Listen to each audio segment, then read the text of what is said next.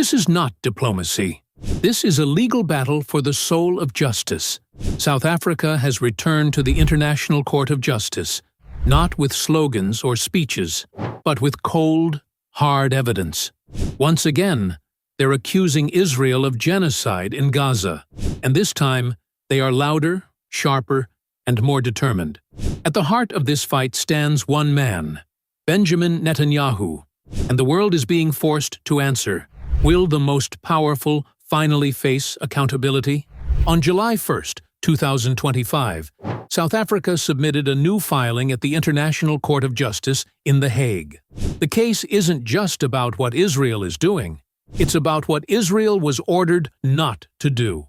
Back in January, after months of bloodshed, the court issued a powerful ruling. Israel must prevent acts of genocide in Gaza, protect civilians, allow humanitarian aid, and take immediate steps to safeguard life. But what came next defied that order completely. According to South Africa, Israel continued bombing refugee camps, blocking food, destroying hospitals, and attacking aid convoys. Children died of starvation. Pregnant women gave birth in rubble. Entire neighborhoods were turned to dust. And the court's instructions were not only ignored, they were mocked. South Africa's legal team brought chilling proof. Satellite images showing deliberate destruction. Witness testimonies describing forced displacement. Official Israeli statements using words like erasure, flatten, and no innocence in Gaza. These are not military strategies. These are, as South Africa argues, the vocabulary of genocide. Netanyahu's government, once again, has dismissed the case as political theater.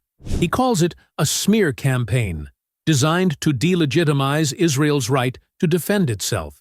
But this is not politics. This is law.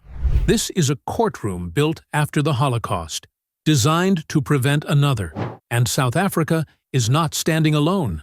Nations like Ireland, Brazil, Namibia, Malaysia, and Turkey have voiced support. Even in the West, pressure is rising. Human rights organizations, legal scholars, and even former diplomats are warning. If the ICJ cannot stop what's happening in Gaza, then international law means nothing. But this is not just a legal argument, it's a moral one. Because what do we call it when tens of thousands are killed? When hunger is used as a weapon? When aid is blocked for weeks while the world watches? South Africa is doing what others have feared. They are challenging not just Israel, but the silence of powerful allies. They are forcing the question into every global forum. How many dead children does it take to trigger justice? Netanyahu may have support from Western powers. He may have billion-dollar weapons. But South Africa has something stronger: courage backed by truth, and a legacy of resistance to injustice. This isn't their first fight against apartheid. They recognize it when they see it. And this time, they've brought the evidence to the gates of justice.